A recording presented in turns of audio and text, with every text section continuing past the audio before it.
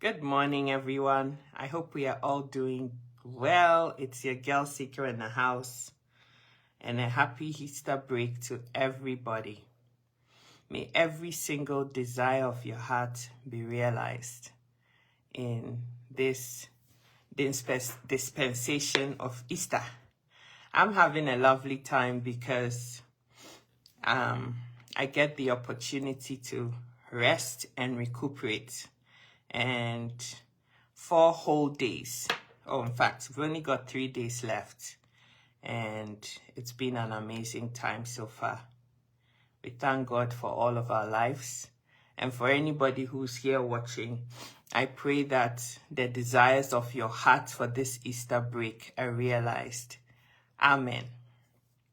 So today I'm just here for us to talk about the life lessons that we can learn from the passing of our fellow comrade on social media called Adwenepahene. He was Ghanaian and he created content, blogged a lot on social media. I believe he had handles on all the social media platforms, but where I predominantly saw him was on Facebook. And I think I've seen videos of him on YouTube as well. Hello, Mama Uche. How are you doing? Good morning, Sister Violet. Good morning. Good morning to everybody. Now, this young man passed away at a very tender age of 37. And it was very sudden. From the way he lived his life, I don't think he ever thought that he was going to pass away young. And he loved his family. I would say that his wife, Rebecca, and his children, he loved dearly. And they expressed this love very openly on social media, always hugging, kissing, eating. They were very out there. And so anybody that watched videos in the Ghanaian space on social media would have known them. In fact, he had quite a huge following. Now, this young man just passed away suddenly. Even on the 1st or 2nd of April, he was still producing, creating content and posting stuff online. And then everything just happened suddenly. And after 2 weeks, he's no longer here with us anymore. And it's just very tragic and very sad. But there's a lot of lessons to learn from this whole issue that has happened, which I would like us all to think about. The very first one on my list today is taking a beat to take care of our health. Money isn't everything, and I know that you need money to survive. However, regardless of your age, it's important that you pay attention to the signs that your body is giving you. There's so many of us that, hello, Rafa, how are you doing? Mont, how are you? Good morning to everybody. Miss June, good morning. There's so many of us who always get signals, like you're having repeated constant headaches, for example. And I'm not saying that's what was wrong with him, but I'm just saying that generally as people, you wake up, you keep having this body ache. Hello, Sister Sarah. You keep having this body ache. Things are not quite fitting right. You just brush it off. Oh, it's just some pain. It will be okay. And then you just move on with it. This thing keeps giving you signals. Something is not right. I want you to pay attention to me. And a lot of us we just brush it to one side until boom, it strikes you hard. And oftentimes, when things like that happen, you may not be able to respond to it, and you're just not going to be here anymore. From what I've heard so far, this guy had high blood pressure and was actually being given medication for it. But a lot of us have it in our minds that blood pressure medication causes nerve damage. And for a lot of blokes, that is a big thing because they won't be able to get it up and keep it up and be able to satisfy themselves and their significant others. But the truth about it is that Medicine is always advancing. There's always things that are happening. And if a particular treatment isn't working for you, there are tons of other ones that can be found that will help you deal with your issue and address any side effects that you're worried about. Blood pressure is known as a silent killer. It doesn't oftentimes give you any signals. Sometimes it does, but we human beings we brush it to one side. We just ignore it as nothing. Before it becomes something, oftentimes you don't have the, luxury of responding to it. And so please, my people, please, it is important that you pay attention to the signals your body is giving you. That is number one. But secondly, that you go to your medical facility and get checked regularly. I even have an additional caveat to that, which is you need to have a blood pressure testing kit in your house for yourself so that you're able to check what is going on in your body. And if you keep having readings that are over the 140/90 mark, you know that it's time for me to go and see a medical practitioner and let them see properly, once and for all, whether you're doing okay or not. And if you're not over a significant time, they can address that issue. And you can also carry out lifestyle changes that will help you. Now, we'll do a medical video on its own separately so we can talk into bigger depth about those things. But please, on this video, I beseech you by the mercies of God, whether you're a man or a woman that is listening to me, in today's dispensation, people are passing away in their 20s from issues that our great-grandmothers would have passed away from. And so no human being is immune to what I'm talking about. All of us, it is our responsibility to do what we need to do to make sure that we stay alive. So don't think that, although I'm 25, how can I have blood pressure issues? The times have changed. The stress levels today are insane in this world. Everybody wants to have everything that they need yesterday without doing the work that is involved to be able to get those things. If you want a quick fix scheme, something has to pay the price. And oftentimes it's your body that pays that price. If you're a man and you're listening to me today and you don't go to get your blood sugar, your blood pressure, and your cholesterol looked at, you don't go and get your prostate and your colon looked at, it's like you don't want to be here anymore. These things in a lot of Western countries don't cost a dime. You just need to make the time to go and be seen so that these issues can be addressed.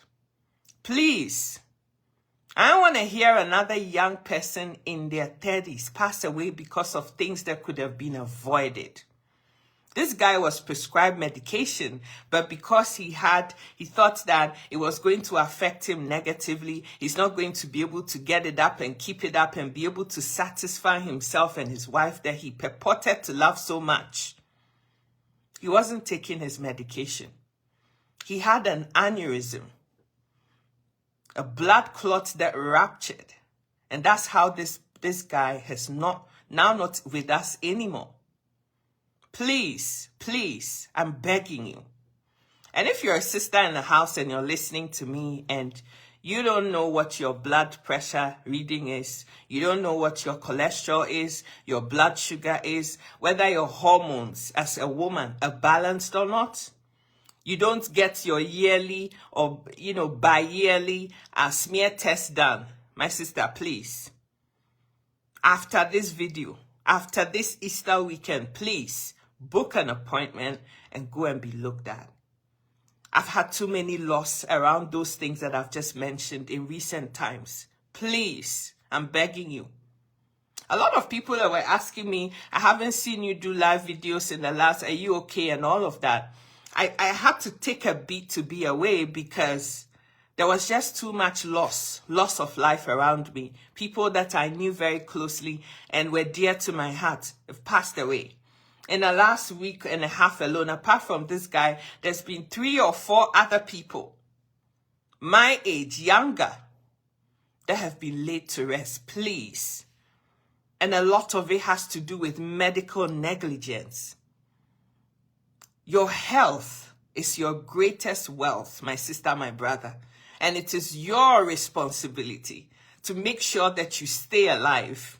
A lot of us entrust doctors with that huge responsibility of keeping us alive. But if you don't even go to them to tell them what you're feeling, how are they supposed to help you? At the end of the day, it's you that want to stay alive. And so if there's anything that needs to be done to your body, you should be the CEO and the project manager of your own self to make sure that you do stay alive. If you have any funny growths and things that are appearing on your skin and they don't make sense, get it checked out. Please, please. The closer you are to the medics to see what is going on in your body, the more and the quicker you're able to respond to the consequences of whatever it is that is presenting itself inside of your body. This passing was, to me, it was so needless. And that's why it hurt so much.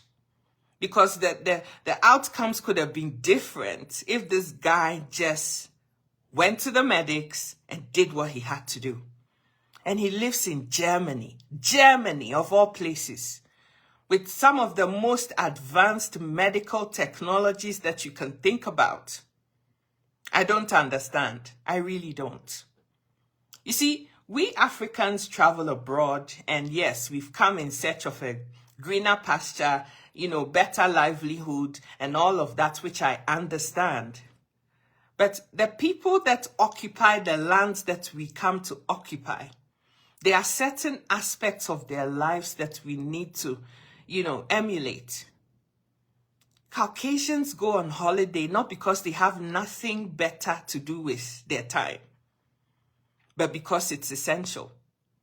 A lot of us want to work till we run ourselves to the ground and think we're going to get some Grammy award for doing those things. It doesn't even make any sense. There are people that I know who have been working for 5 years. They haven't taken a single day off unless the company is shut because it's a public holiday and they can't do anything about it. They haven't taken any vacation. And they think Caucasians, they have nothing better to do. Those people, they are wasteful and they are just overexcited and overexuberant. And that's why they get to live well into their 90s. Because they take a beat to rest. This work that you're working, it's not even your job. And even if it were, the money that you make, now that this guy has died, all the assets that he was busy acquiring, where is he now? Where is he? At 37, 6 foot under, rotting away. What was the point of all of that? I'm sure today if you ask his very young widow, she would tell you that she would trade everything just to have him alive, to be able to be a dad to 3 children that are under the age of 5. What is this girl going to do? How is this widow that hasn't worked a day in her life, how is she going to cope? What is she going to do? And the videos that were shown of the funeral and how this woman was wailing, I couldn't even watch it, and I don't know her. There's no emotional connection. She's not my friend. But if you're a person that has emotion and care about people, and you're more, much more older and more mature, there's problems lying ahead that are not even funny. What is she going to do? And so please, please, for the love of God, especially if you have a family, it is very irresponsible to not pay attention to your wellness and your health and die such a needless death. And I saw Sister Sarah post something, write something. Take your medications as they've been prescribed. You're not a medic. You're not a doctor. The medications have been prescribed at the dosages they've been for a reason. And so you either entrust your health in the hands of the people that have the skill set to help you, or you don't. A lot of us Africans are self-medicators. We decide how we want to take things. Oh, when you have a headache, oh, let me just take a bit of whatever it is, and you're taking it. Do you even know why you're having persistent headaches? You have headache today, you've taken Tylenol, the next day you've taken paracetamol, it's not working, a week has come, and you haven't gone to see what is happening to you? It's tragic. It's really tragic. So that is the first thing that I want to say. The second thing is this. No matter how much you love somebody, that cannot be at the expense of your family. Before you met a man, before you met a woman, you had a family. And for me, the lessons that I've learned out of life is that no matter how bad you think your family is, trust me, when the chips are down, it is that same family that you have no regard for that will be there for you oftentimes. And by family, I'm not just talking about blood relatives, because not all of us have the blessing of having families that care about us or want to see good things happen in our lives. But I'm talking about the people that you have known, grown around, that have been there for you over the years. You don't toss them to one side on the altar of love, relationship, marriage, because your spouse said so, or because you want to please him or her. You don't do that.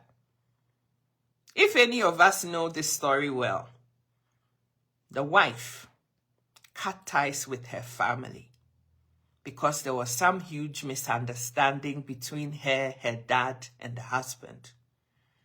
The husband turned on videos, insulted his father-in-law, the family, did all kinds of stupid things that don't make any sense. And on top of that, the wife was enabling, and aided him in doing that.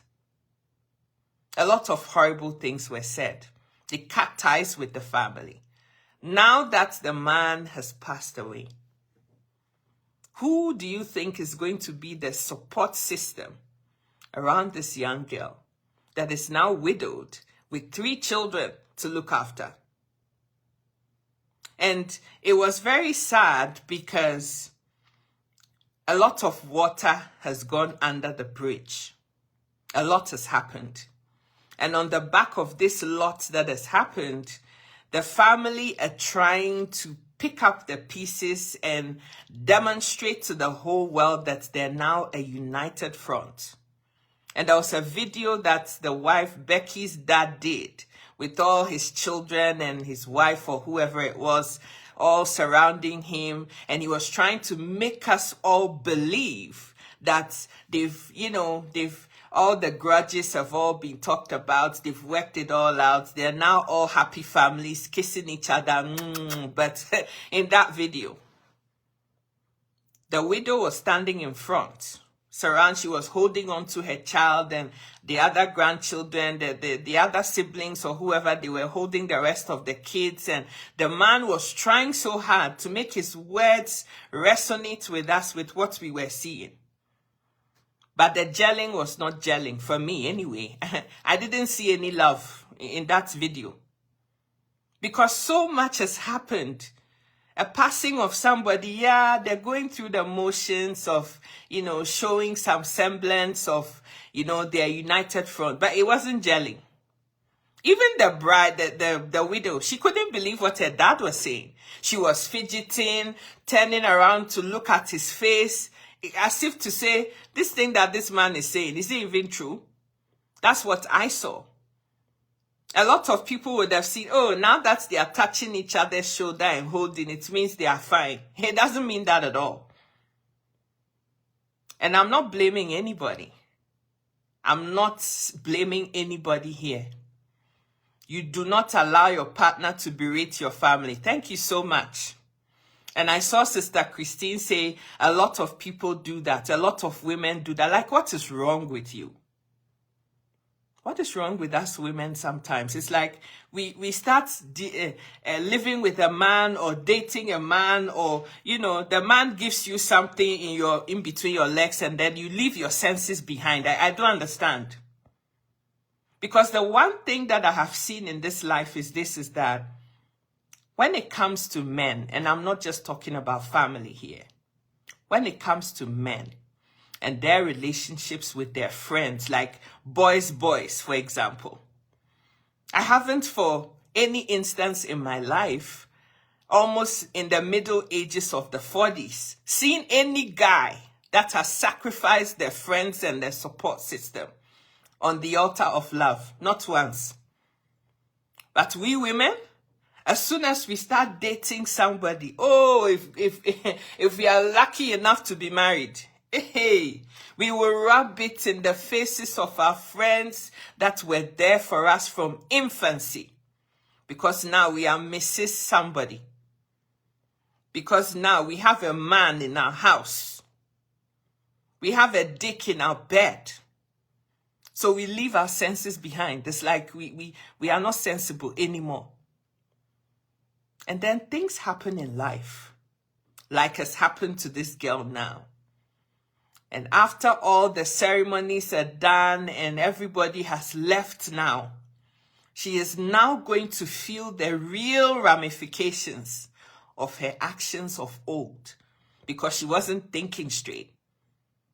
Because she was behaving like an idiot, like she's going to live forever. And this guy is going to be there forever. And now life is teaching us that anything can happen at any time. No matter how bad you think your support system is, you do not sacrifice that on the altar of love, marriage, relationship, dick. Not for anything. You don't do that. Because she has destroyed everything that she has. And yes, maybe the father has genuinely forgiven her and they're trying to patch things up. But the fact about it is that, you see, when trust and respect is broken, it's like crumpling a sheet of paper. You can iron the kinks out. You can try and get the creases out. You can do whatever you want to do. That paper is never, ever, ever going to be the same again. And so that relationship that they were trying to sell to some of us, it's not gelling. Because some of us can see beyond what they were trying to do there. It wasn't working. It wasn't working. Please, my sisters, I know love is an amazing thing. It makes some people leave their senses behind. But disrespecting your family? What does the Bible teach us? Honor your mother and your father so that you would live long. Insulting your family, saying all manner of horrible things to them can cut your life short. And so, in a lot of the things that have happened, many of us can infer that what the Bible has said is what is happening. And it's tragic and it's sad. We can try and make excuses for them. Oh, it was youthful exuberance. Oh, they are so young. And yes, maybe it's true to some extent. But you know, at the end of the day, once you pass the age of 18, 21, society considers you an adult. Once you're able to take seed and have children and impregnate somebody's daughter, you're old enough.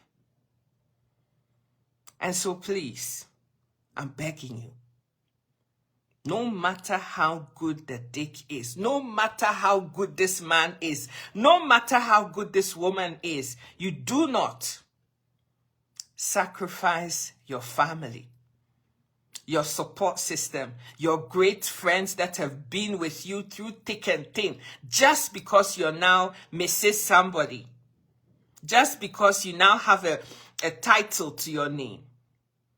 Because life has a way of changing so suddenly. It's almost like you were just walking around and somebody just slapped you across the face. And that is exactly what this feels like to me. One day he's doing videos, one day he's passed away. A lot of people actually thought it was a prank. Until 2 days ago, when his casket was being taken to the cemetery.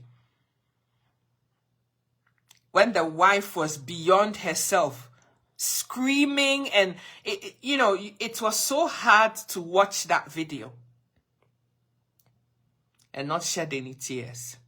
And I don't even know her. Please, my sisters.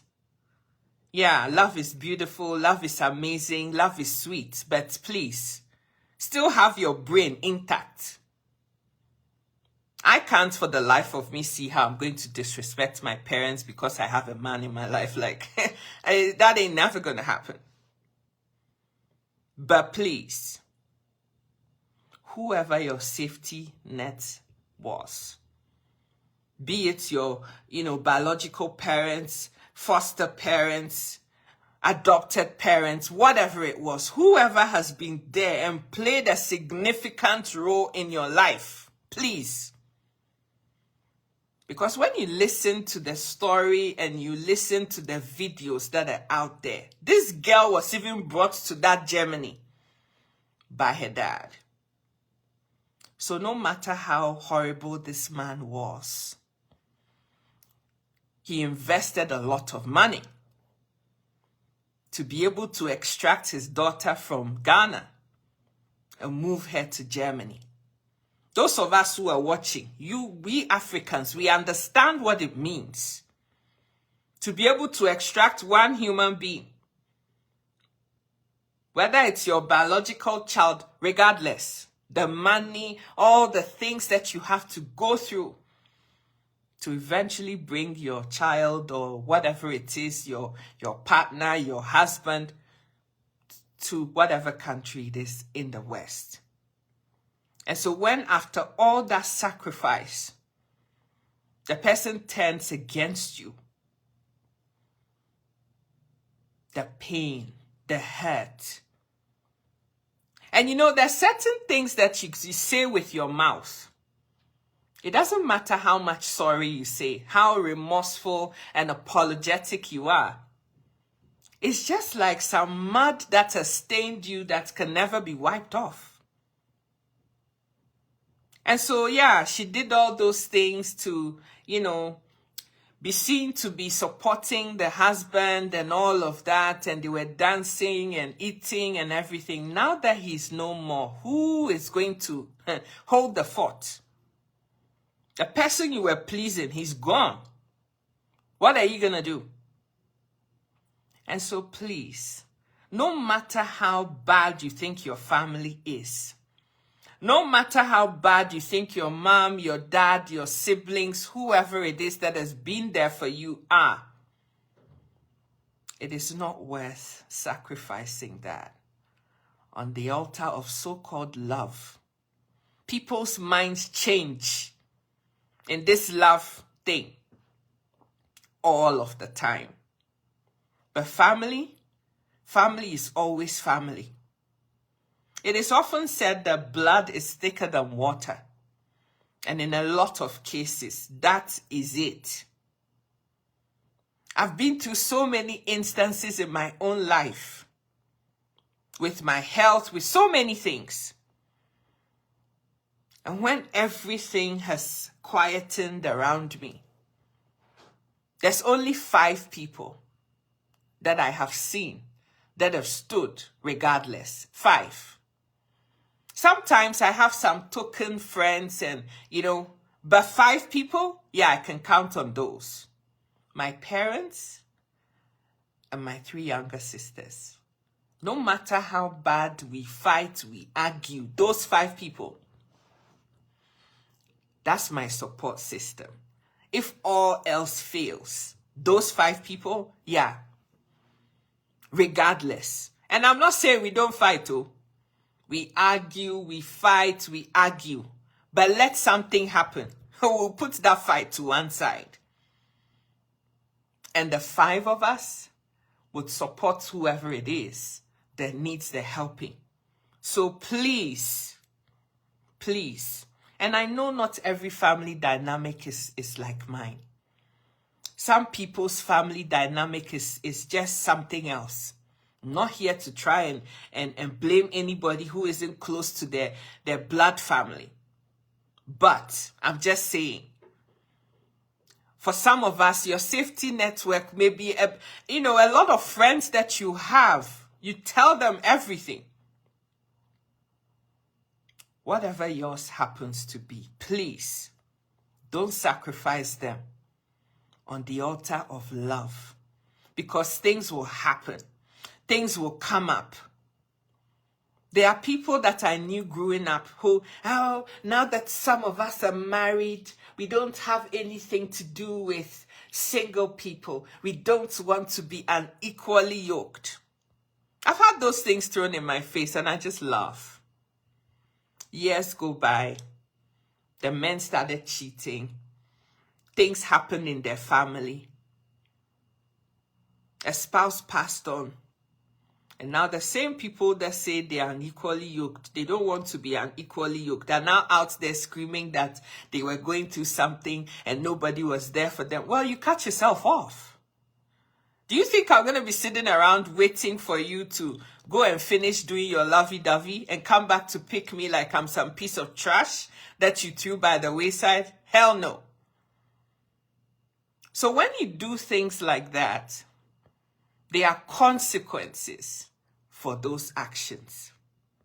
And so please, it never has a happy ending. I admire men so much because in this particular matter, they're very sensible. I have never seen a man ever dump their friends, their support system, because they met a woman. Ever. I've never seen it happen before. They will keep the woman and they will have their friends. Somebody they can talk to. But we women, as soon as something changes, now I'm missing something. I don't want to have nothing to do with those single people.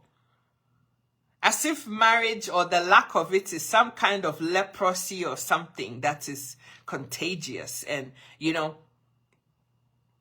some of them, if they have kids and you don't, it's like, hey, take your sickness of childlessness away from my family.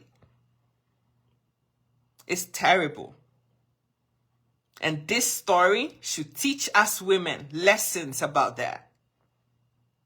Never ever throw your family, your friends, your blood relatives, the people that have been there for you, ever, for anything.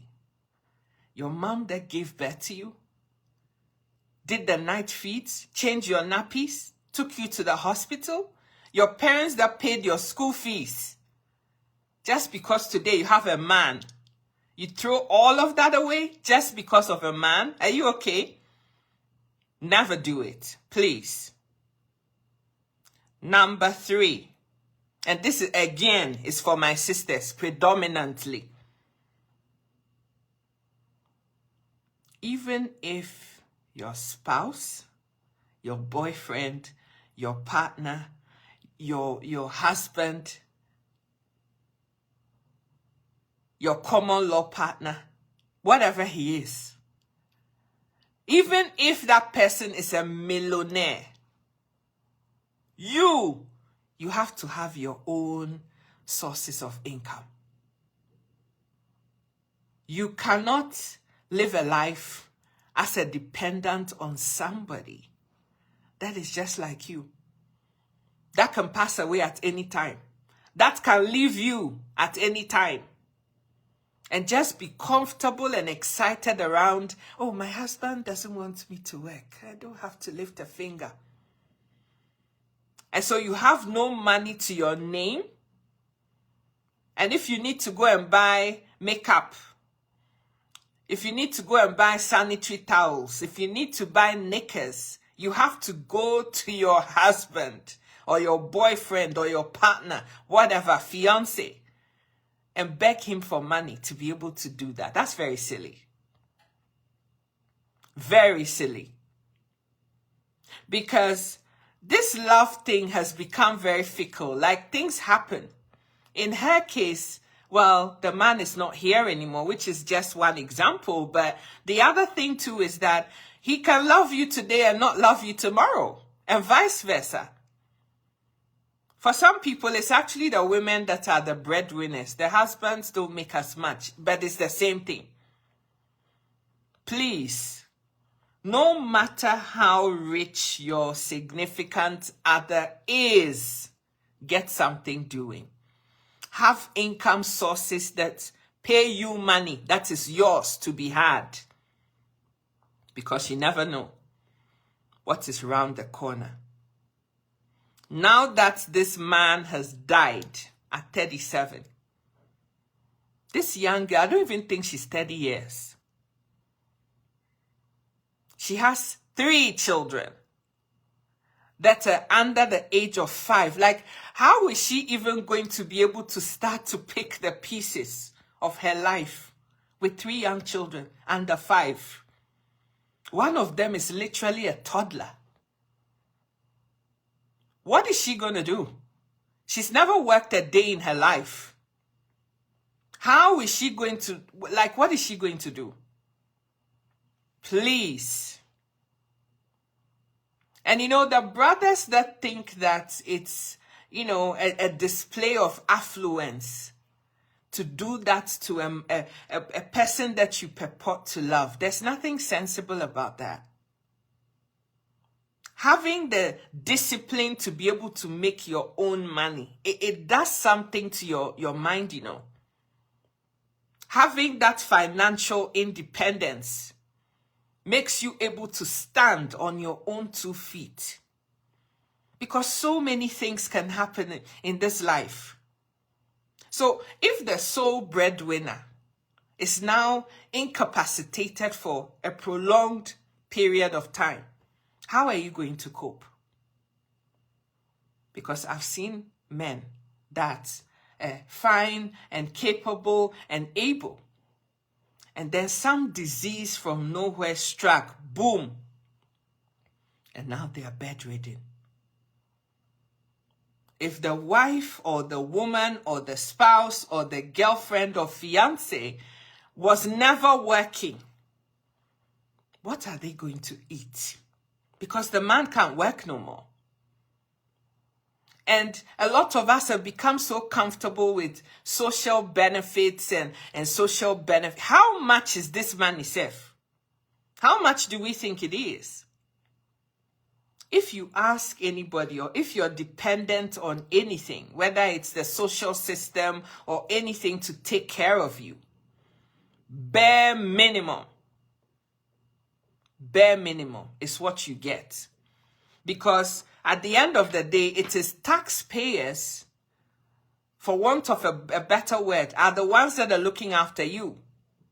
And social systems are in place so that when you fall to hard times, temporarily, the system will hold you whilst you start to find a way to get back on your feet.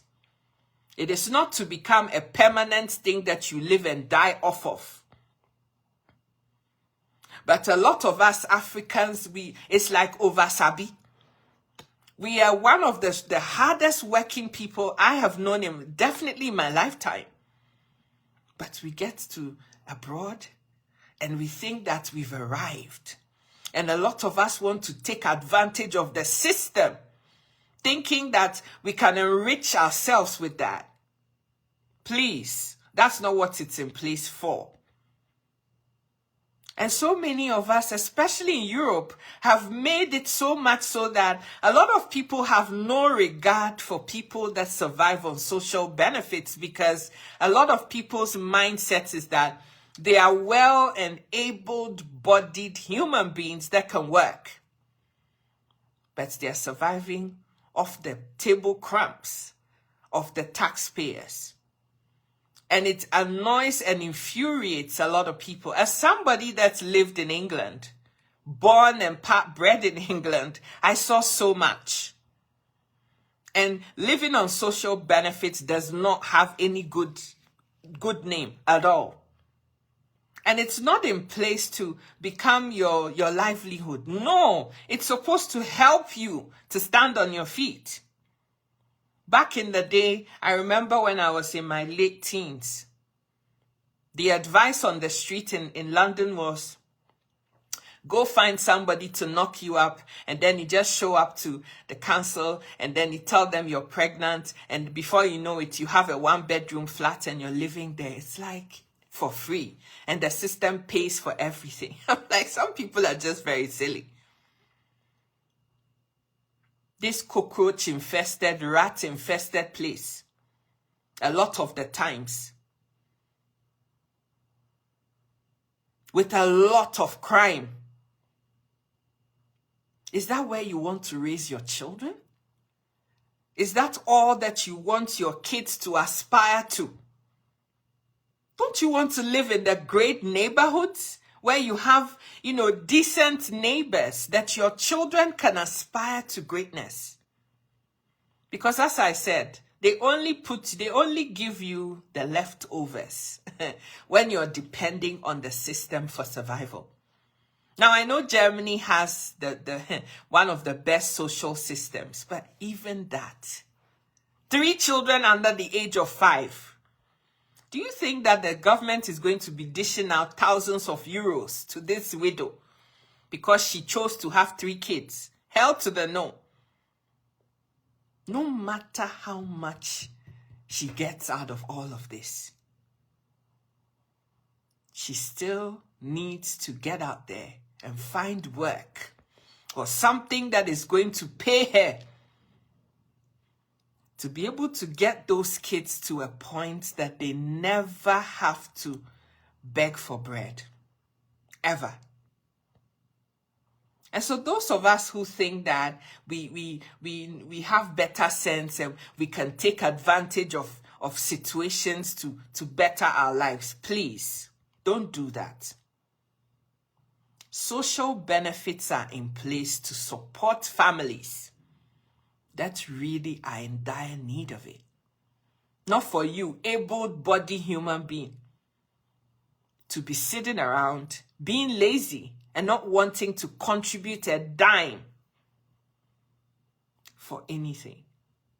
And those of us who work, it's not like we don't have brains, though. You work so that you have a pension pot that is building over time. And when you finally retire, at least in Canada, there's old age security pension, there's Canada pension plan, and some people can poo-poo all that all you want, but it's still money at the end of the day. And if you work for the federal or local governments, they also have their own private pensions that you and your employer both contribute to. Because trust me, in later life, you need every penny that you can get.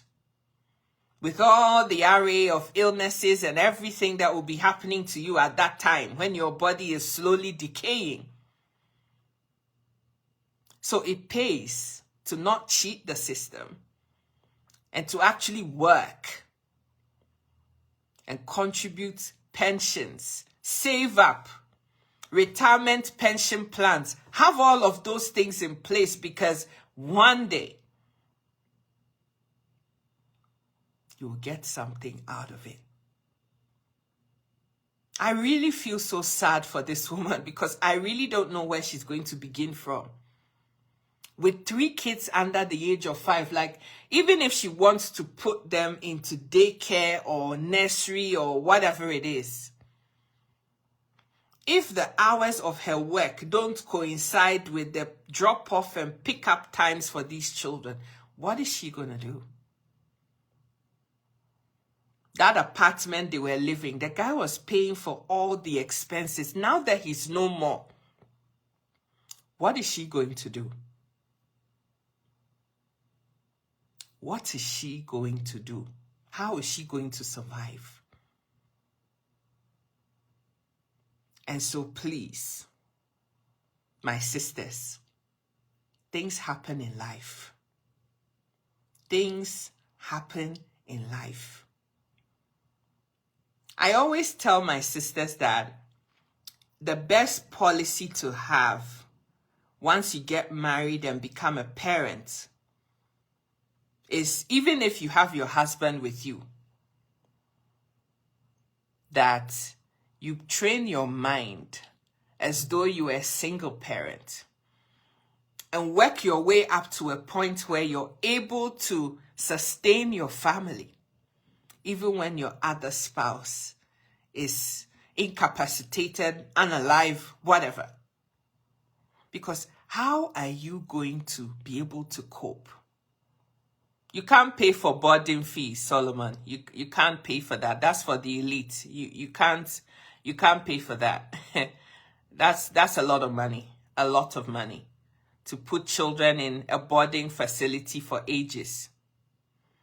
Auntie Vida says, I actually feel sad for her. Being a widow is not a joke. And I was independent financially. So just imagine somebody with zero income. What is she going to do? With 3 children under the age of 5 years. Please, please.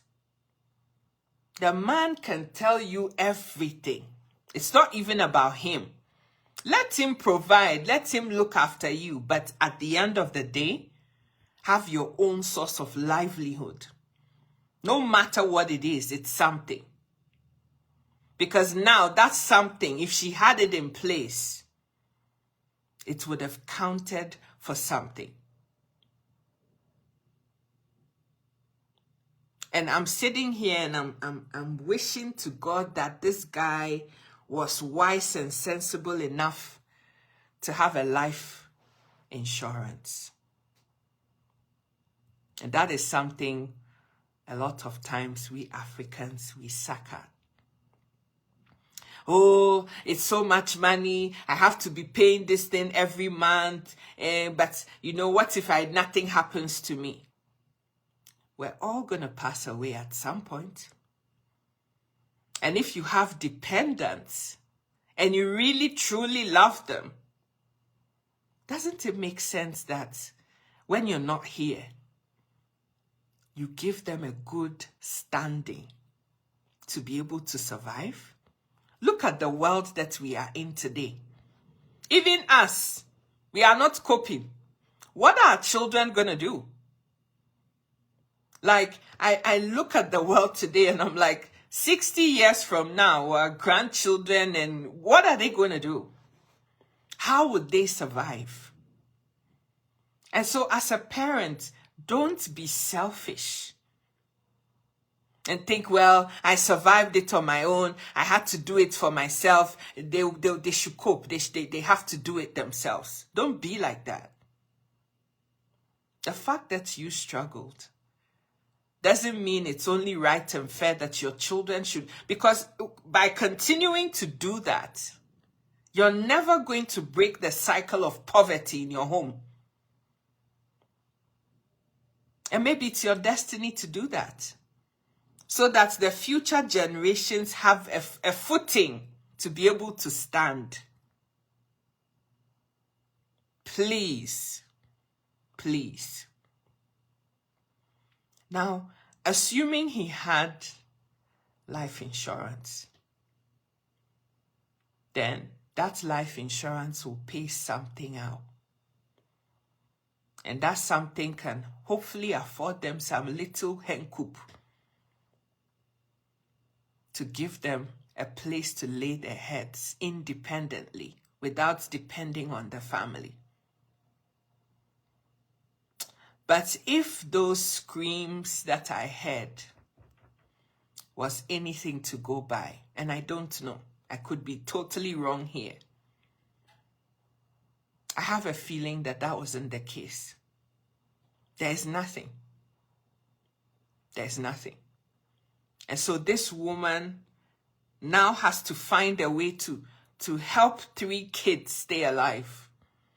The man had 5 kids in total. Those other kids have a Caucasian parent. They would go to their mom. What's going to happen to these 3 with their mom? Hello, Roxy. How are you doing? And so please, if you're listening to me today and you have children, you have a family that mean anything to you, and you don't have life insurance in place, please go and get some. It doesn't have to cost an arm and a leg. For most of these insurance companies, it's not a lot of money. Sometimes the monthly premiums are as little as how much it costs you to buy coffee for 1 week. That is all it is, monthly. Sit down with the people that know. Get assessed and get the right policy for yourself. The other thing as well, after doing all of that, is that once you begin to acquire assets that are of significance, that you begin to think about putting it in a trust and determining how everything will be divvied up.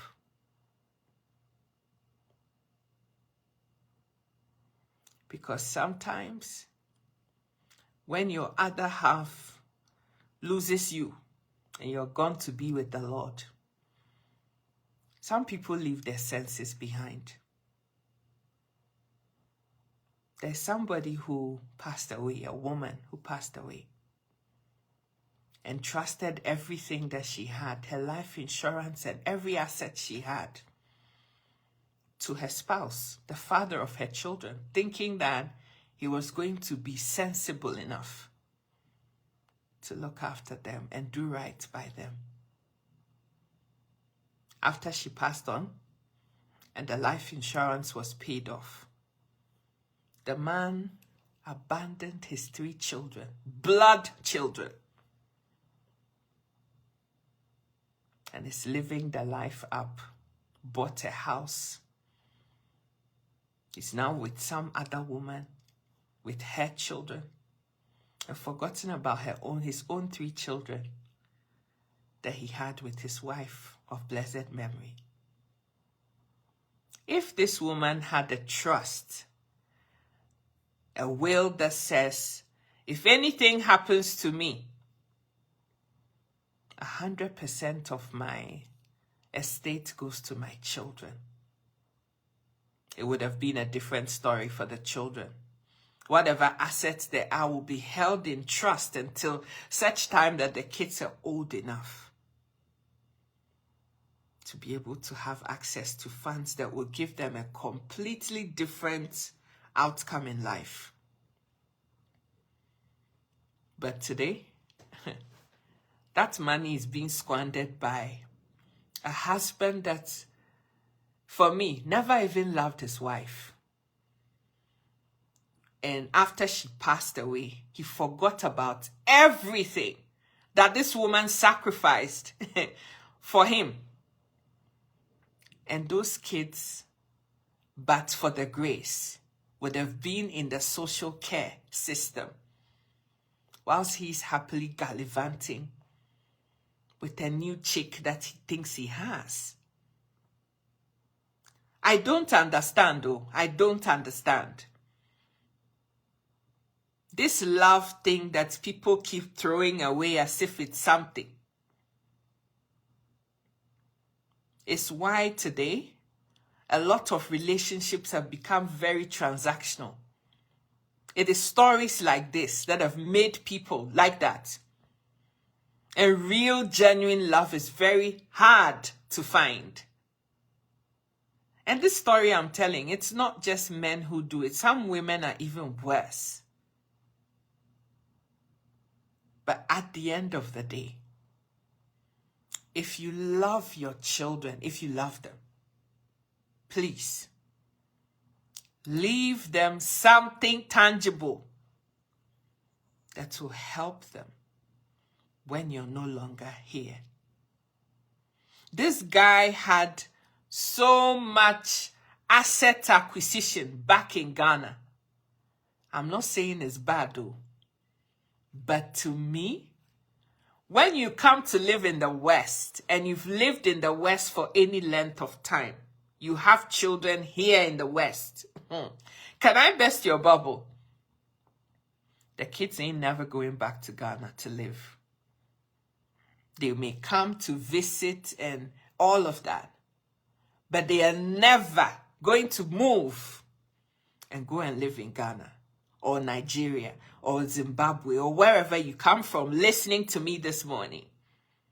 The kids are never, you can teach them Igbo and Chi and Ga and everything all you want. Give them a heritage. They are never going to move back to that country that you come from ever. They don't have any attachments or any connections to the place. It doesn't make any sense.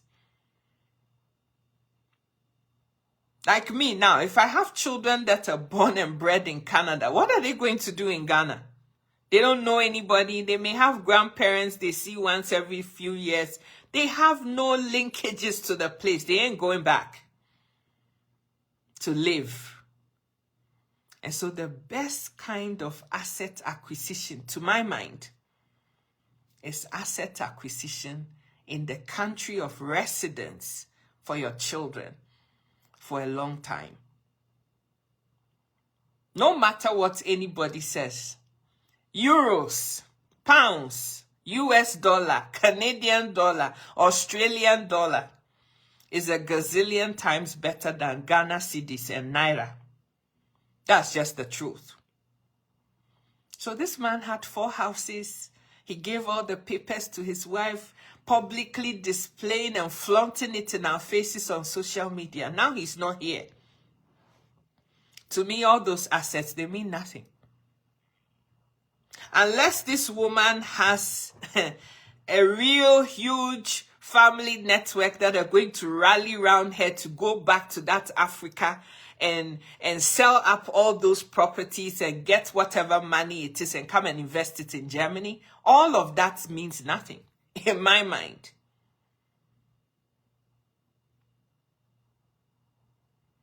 The ones born in Africa are moving to the West. How much more the ones in the... It doesn't make any sense.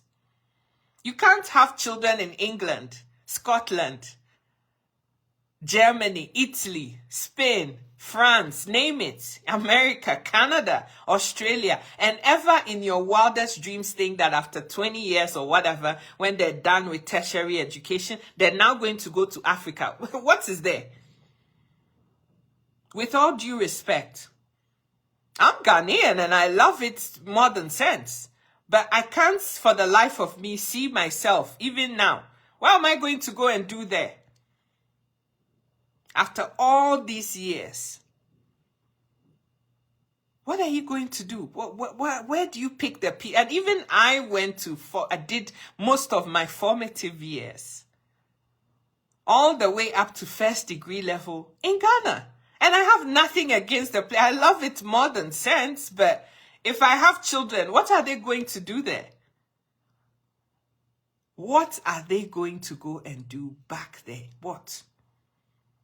They will visit, they will, show their friends around, but after a couple weeks, the fun is over. They have to come back home. This is their home.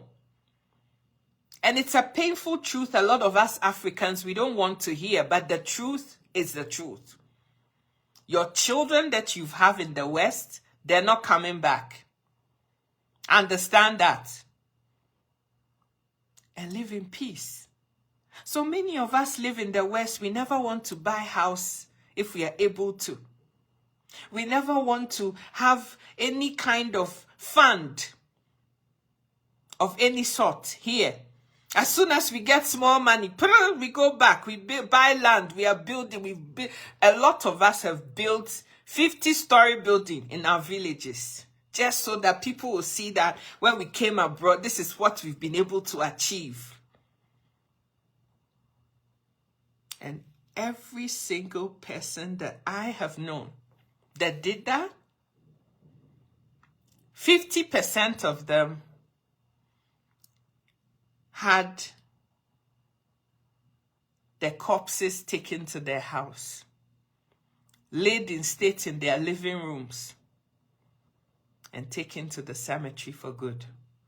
That's the only time they saw their houses, in a casket, dead. And the other half, some of them were even poisoned. Armed robbers attacked some of them and shot them dead. Like, what is the point of that? This is where you live. And so anything you're able to acquire, this is where it should be now. When you're going home, if you decide that, now I'm 70, I don't want to live in the system here. I don't want to be put in an old folks' home. I want to go and be with family back in Africa. You can sell up what you have here. Today, if you go back to Africa, you can buy a house and live in that house and live out the rest of your days and pass on in peace. But what doesn't seem prudent to me is that you don't have any assets where you're living day to day and you're busy building castles back home. If you have a house fully paid off in America, Canada, England, whatever, and you leave that in trust for your children, tomorrow when you're not here, if they don't want that house, they can sell it. And they can put the money that they have in stocks and shares. If you haven't been able to buy a house, at least have some assets. Have some stocks, some shares, some tax-free savings, something. So that when you're not here anymore, your nearest and dearest don't struggle. Death insurance is another thing. Do you know that all these our Oyibo brothers and sisters, many of them, they have already paid for when they're not here anymore? They have the whole service and everything paid for. From the casket to the pallbearers to the grave to everything. They've paid for that. So tomorrow when they're not here, their wife or husband just need to tell the powers that be, oh, she's not here anymore. So, yeah, we've come to take our money. And within a week, it's paid out, it's paid. They do everything that needs to be done. When you do that, there's no stress to your family. Your family can grieve in peace, not pieces. Because a lot of the time, as soon as the person passes, like when the person stops breathing, there and then money is required. They have to embalm the body. They have to put it in a morgue. They have to, and all of those things, funeral home, everything, it costs money. And you put a lot of huge burdens on your significant others when you're not here anymore. Especially spouse and children. If they're not in a good standing to be able to dish out money, then it falls to charity. And beggars can be choosers. I heard a lot of commentary about how when this guy died, they only got 30 minutes in the funeral home and they just went and dumped him somewhere and the casket isn't even nice. I'm like, are people really serious? The person has passed away. The niceness of the casket, what does it change? Because the person has already passed away. They can't even feel anything anymore. Like, we lay a lot of emphasis on the things that don't matter. And the things that are significant and life transformational, we don't care about those.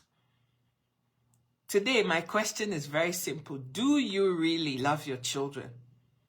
Or is it just a ticking box exercise for you? I just had them so that people will know that me too, I can give birth. I can also have children. Is that your reason for having children? Because if it is, it's very selfish. If you genuinely love your children, leave them a heritage. Leave them a legacy, no matter how small and insignificant you think it is. Those are the things that matter. And if all you can do is ensure yourself so that when you pass on, that doesn't become a burden, do that. So that when you're not here anymore, your family that love and miss you and want you can grieve you in peace. Please, don't let all this toiling of yours be in vain. Some of us come from some kind of family systems where we come to the West and work hard and we don't invest anything in our children. We're busy fighting for extended family members and a matrilineal system and my sister's children and my this children to the detriment of the ones that came from your own Leons. If you can't do anything for the kids that came out of your own side, inside of you,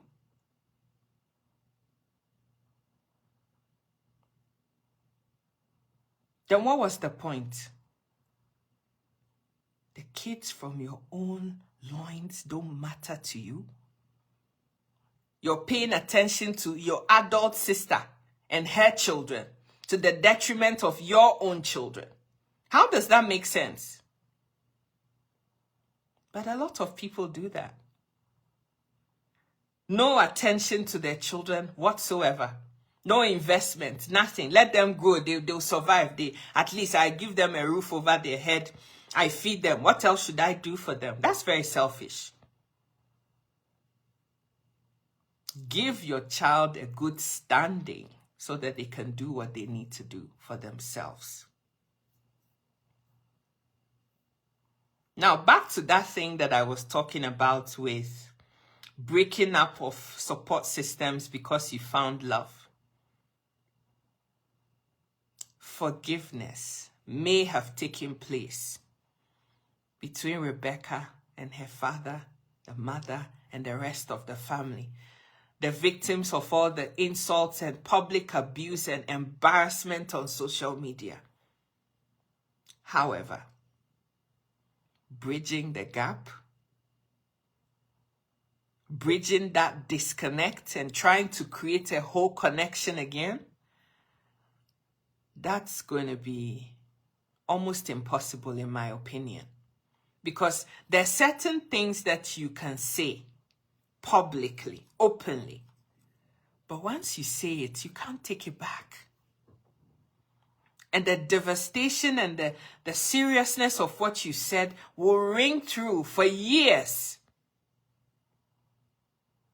The fact that people forgive doesn't mean they forget what you did.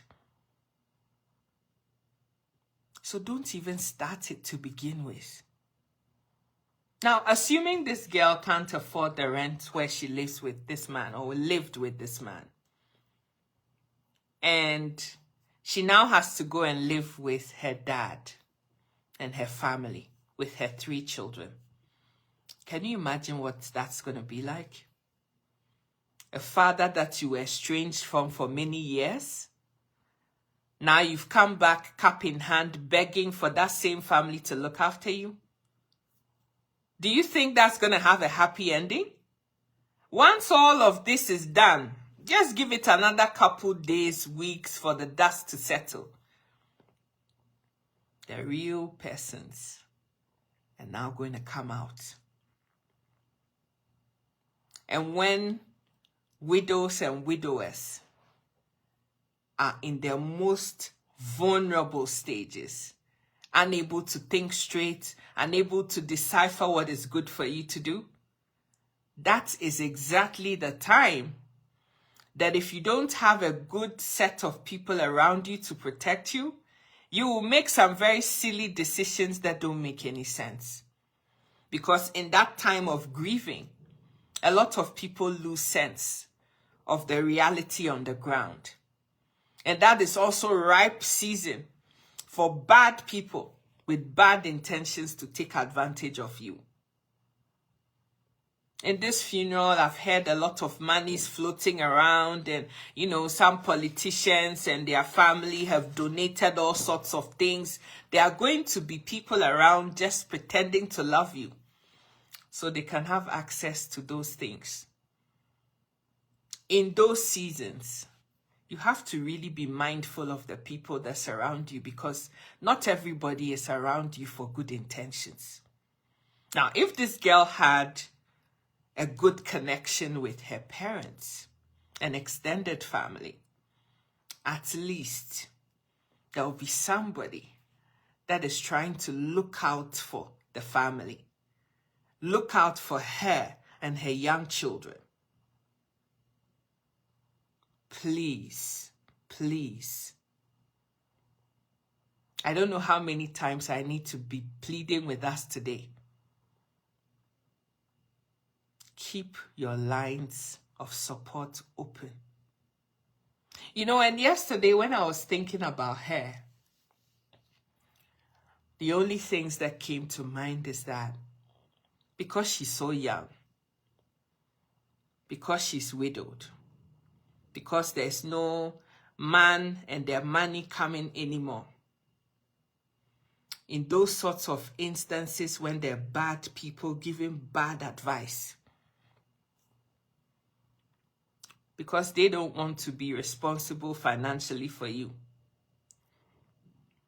After 6 months, 1 year, you need to think about yourself. Oh, you need to move on. After all, he's not here anymore. And if care is not taken, some of the people that purported to love your husband and called him their best friend, their brother, their whatever, they can come around you pretending that they want to help you. They want to help you establish. And in that moment of grieving, the lions and the tigers and those people around you are looking for flesh to be had.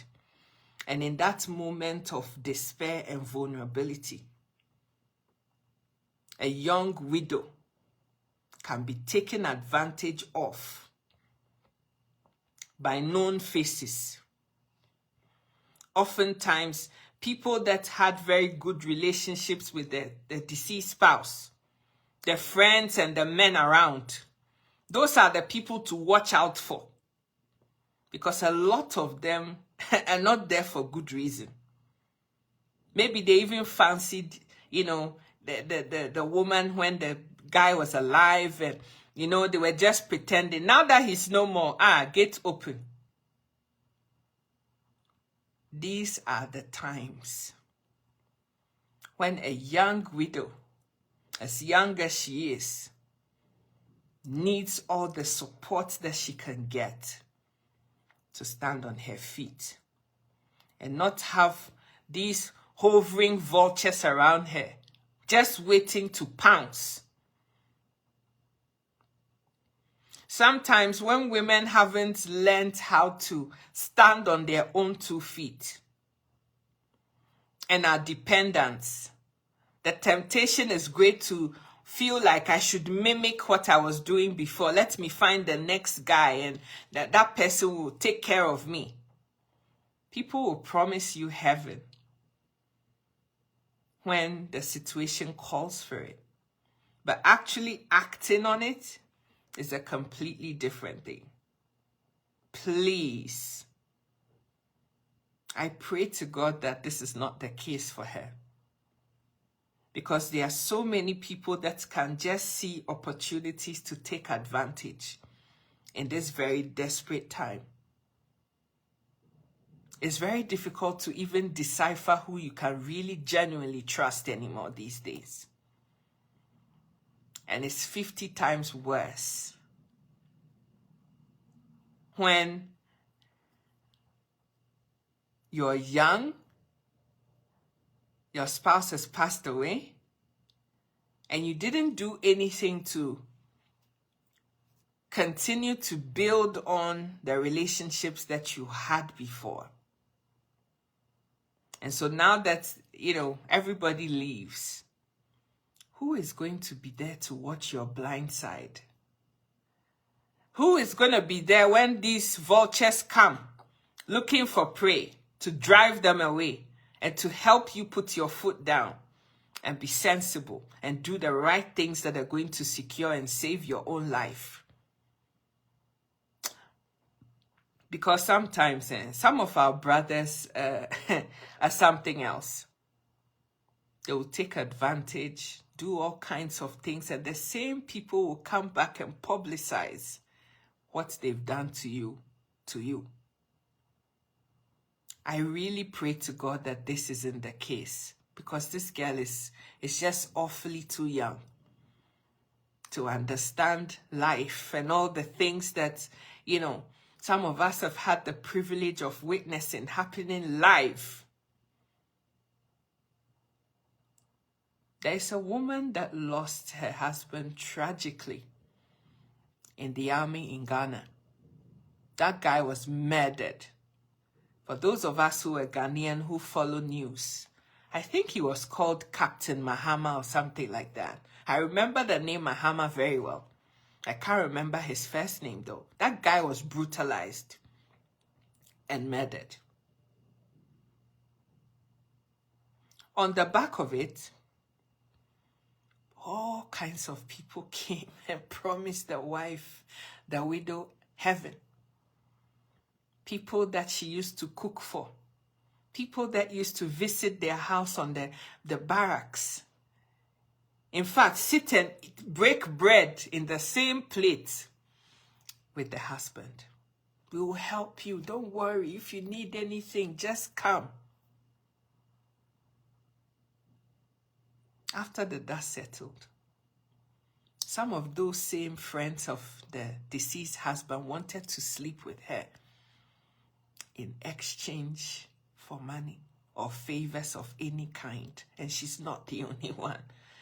So many people will try on things when you're vulnerable, when you're desperate, when you're in despair, and you don't know what you're going to do. How are you going to cope and survive? And so please, I beg you with the love of the Lord, my sister that is listening to me today. No matter what your husband says, always have some source of livelihood, so that when tragic things like this happen, you are not completely down and out. I mean, regardless, it's going to be hard. But there are varying degrees of hardness on the basis of how you fix things. Because even at the best of times, with 2 salaries coming in and very young children, it's hard. Not to talk of no salary. Now that one party, the breadwinner, is not alive anymore. That is just tragic. And so please, please, women empowerment must be that regardless of what your spouse or significant other does, that you as a person also earn money. So that in the event that anything happens, you can at least have a fighting chance to pick up the pieces and move on with your children. Protect them, put them in a safe space, not allow any harm to come to them. This woman, in the best case scenario, I pray to God that she's able to live independently with her children. Because any other outcome is not going to be good for her or the children. And yes, the father says he's forgiven and they are happy families and everything. But they can still support her for being independent. Only a mother can seek the best for their children. This is such a tragic story. It took me a long time to gather myself to talk about it, because watching all the things that were floating around was just heartbreaking. And there's so many lessons that all of us, including me, need to learn out of this thing. If you're a parent and you're listening to me today, ask yourself the hard question. How much do you love your children? And please, no matter how much you love your husband, no matter how much you love your wife, in your estate, make sure that your children are well represented on there. It's interesting, I had this conversation with two of my friends last night. We talked at length about this story. And so many people have made resolutions on the back of this story about how their assets will be divvied up and held in trust should anything happen. Somebody says, oh, my husband can have 10% of my assets, and the rest of it is going to my children equally. Somebody else said, well, 100% of what I have is going to my children. My spouse can fend for himself or herself. Do sensible things. That makes sense. And if you're a parent and you claim to love your children, please have a will. You know, we don't like to talk about these things. It's too morbid. Even I don't like to talk about them. But knowing what I know today, everybody who will listen, have a will. And whatever little you think it is that you have, decide who it's going to go to. In the event that you're unalive suddenly, because we are all walking dead. That's just the truth. We are all on borrowed time, surviving by the grace and mercies of God. Don't think that there's anything supernatural about you or anything so special about you. You're here this morning, you're dead tonight. That is how frail, vulnerable, and insignificant all of us are. We have all these airs about ourselves and we think we are all that, but the truth about it is that we are just surviving on grace. That is the truth. I have literally watched people and their life just slowly come out of them. People that had everything, and yet it still happened in the prime of their life. Life has a way of sometimes dishing you out sudden things that you can't even recover from. And this is what is happening to Rebecca. I feel so sorry for her. And I don't even know her personally. Outside of social media and what she does, I don't know anything about her personally. But I feel really, really sorry for that young girl. Less than 30 years, with 3 young children under the age of 5. In a country where, yeah, people talk about how Germany has the best social service system, blah, blah, blah, in place.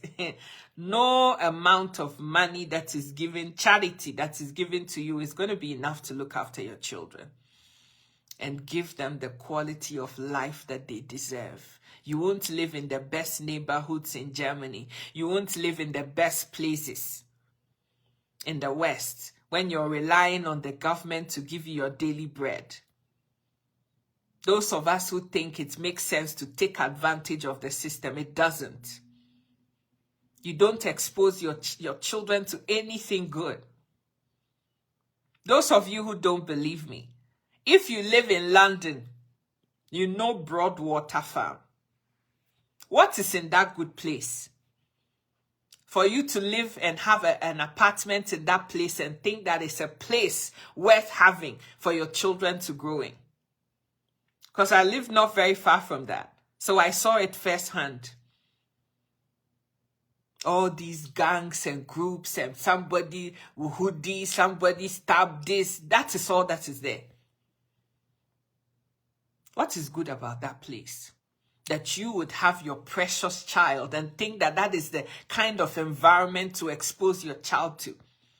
What are they going to amount to?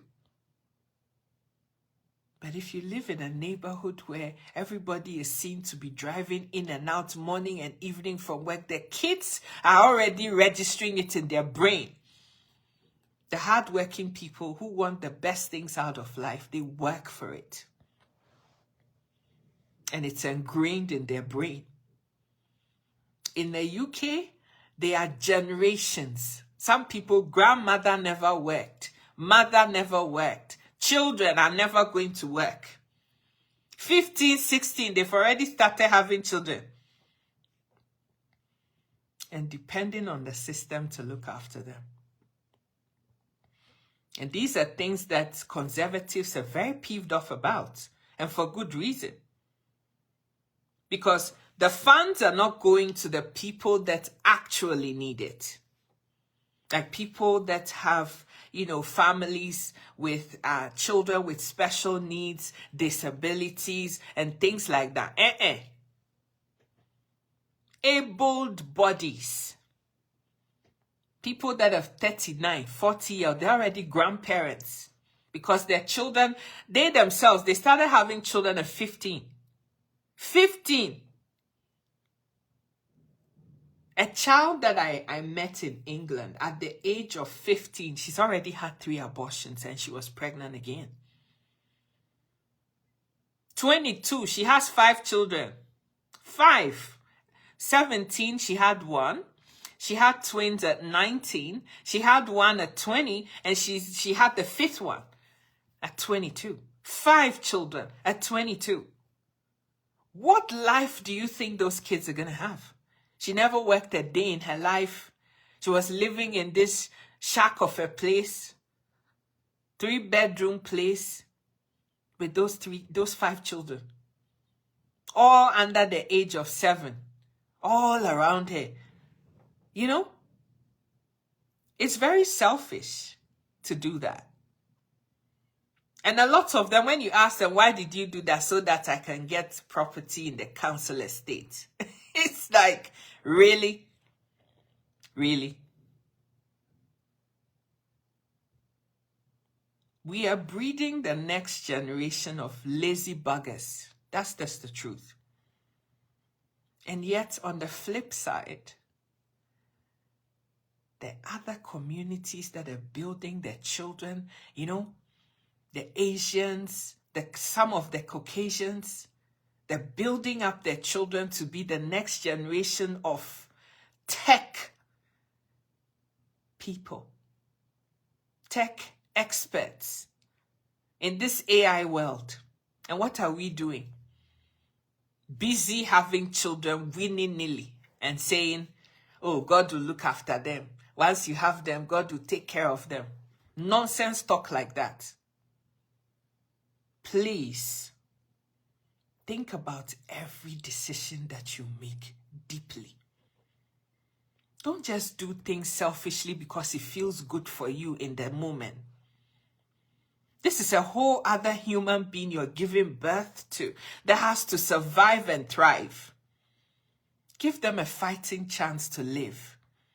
Do you know, these days when I see my friends have children, much as I'm excited for them, I look at the young, helpless child and I have nothing but sadness for them because I'm looking at the world that we're living in now and how things are moving. And I'm asking myself, if something significant doesn't happen to change things, what kind of life are these poor kids going to be left with when people my age are dead and gone? Because it's coming to all of us, whether you like it or not. We're all not going to be here forever.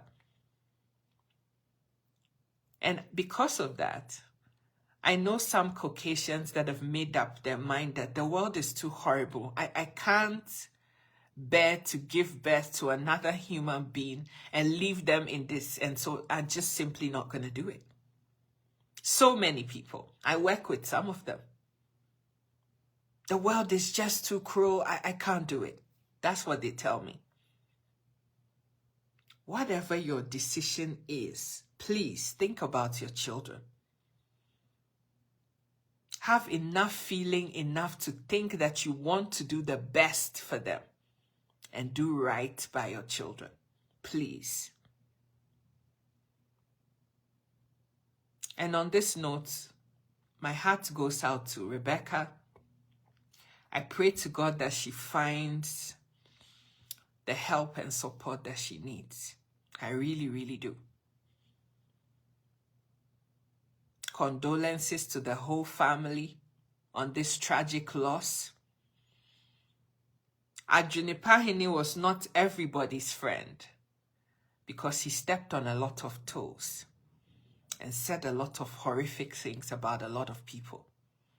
And so, in fact, when he died, some people are jubilating. A lot of people are happy that this has happened to him. Because the insults, yeah, he was firing it left, right, and center at a lot of people. He stepped on a lot of toes. But at the end of the day, he's not here anymore. He stepped on your toes, whether you choose to forgive him or not. The fact is, we are all going to that place.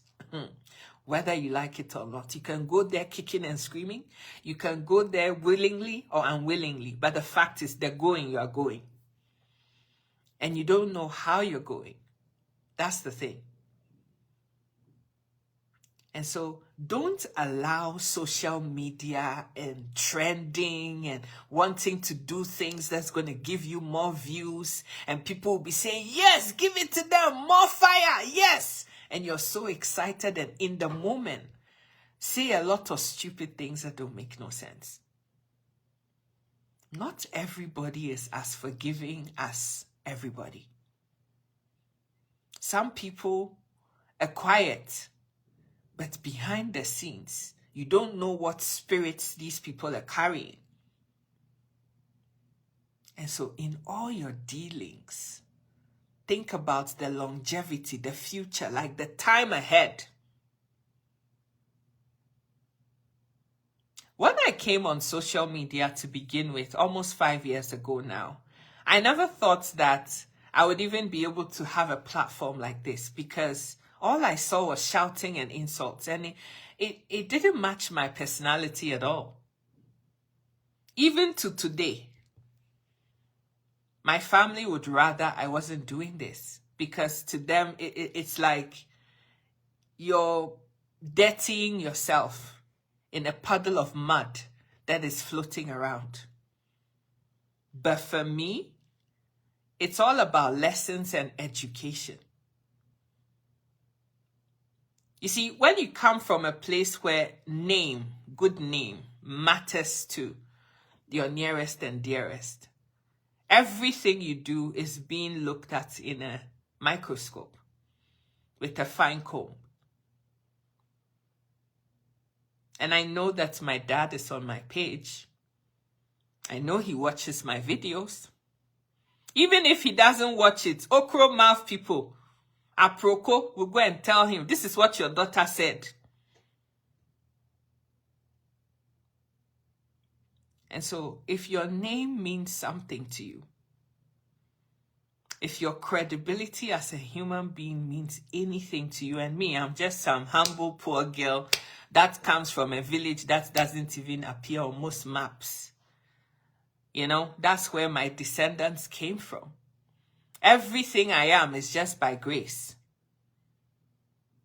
And I've seen enough in life to know that humility pays. Intentionally stepping on toes is very foolish. Intentionally stepping on toes is very foolish. Good, kind people always end up last because you attract the wrong kind of people to that goodness and kind hearts. And all they seek to do is to take advantage of you and to suck you dry. Those are some of the life lessons I have. There's thousands more, but I'll leave this one here. And all I'm saying in a nutshell is this. Those of us who are content creators on social media, Facebook, TikTok, Instagram, YouTube, whatever, always remember that social media hype is just one thing. And all the silly things that you say just so that people will be saying, yes, more fire. People will be giving you stars and all the love hearts and the things that are floating around. It's just to make you feel good in that moment. But some of the things that you say are hurtful. And not every spirit is as forgiving. Some of the things you say, just say it in passing. You can't even remember it or repeat it again. But the person you said it to, it can be lifelong hurt that you've caused them. Now, to err is human, and to forgive is divine. I'm only but a human being. Maybe I've said something today that's even stepped on somebody's toes. How am I supposed to know? I apologize. But for me, the intention is all about the lessons that all of us, including myself, learn. Now, do you know that after I've recorded or done live videos, I actually go back and listen to what I've said? Because a lot of the times, it's like I can't remember what I said. I go back and I watch the video again. And I'm like, I said that? And I learned the lesson that me, myself, I was saying for myself. Why? Because I don't always talk of myself. I pray, I turn the camera on and I start talking. And everything that I have comes out of me. But I don't believe that it's always me that is speaking. So I have to go back and listen to it again to learn the lesson for my own self too. Please be humble, because it pays to be like that. Don't let the small coins and chicken change that you are getting from social media allow you to throw your dignity and respect as a human being. Just to please some imaginary people, half of the time you don't even know them. And I thank God for this family, because there are so many people on this social media platform, Sika Educates, that have taught me so much and helped to, give me grounding in what I do. And I love you all so much. God bless you all for all the amazing things that you've done, the likes, the comments, everything that you say. And the fact that I don't say anything often doesn't mean I don't appreciate you. I love the socks off of every single person that has been here, whether old, new. There are some people that have been following from the very inception of this page. Some are only just discovering. Some are just passers-by. I appreciate all of you. And I love you so much. But life is short. And this is just a passing journey. We all have somewhere better to go. So in all your deliberations and in everything that you do, just remember that you don't get to live forever. And you mustn't do anything that leaves people with generational wounds that can't be mended. Tact is important. Being tactful is very important, because you can have the right message but deliver it wrongly, and the mission is not accomplished because the person ain't even listening to what you say. So please, I beg you, life is short. Look after yourself. Go have your medical checkups done and heed the advice. If your cholesterol is too high and they're telling you need to do something about it, I beg you, for the love of God, go and do something about it.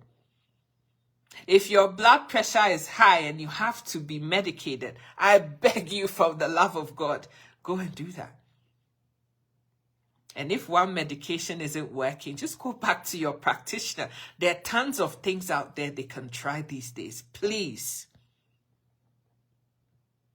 take care of yourself, because this is the only place that you get to live. This is your vehicle, your body. This is it.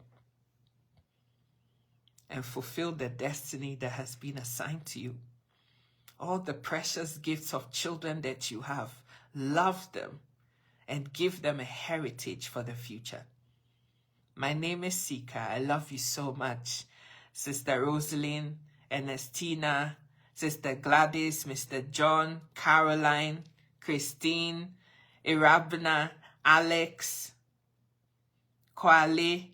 I love all of you. Sister Sarah, God bless you all. And thank you so much for being here. Please share this video. Please share this video. Somebody else needs to watch and hear this. And if there's any 2 cents out of it, then we can all learn the lessons and do the right thing. If you don't have a will, maybe it's about time you think about getting a lawyer and documenting everything. If you don't have any trust or estate with your things dutifully put right, arrange and put your things in order. Being tactful is important, not deception, for sure. The fact that you have to be tactful doesn't mean you need to lie or sugarcoat things for people. But just be mindful of the words that you use in trying to right some wrong in somebody's life, because say it harshly and the message is not delivered, all the person will focus on is the harshness and not the message. Please. God bless you all. I love you so much. Please share this video. I beg you. God bless you. Bye for now.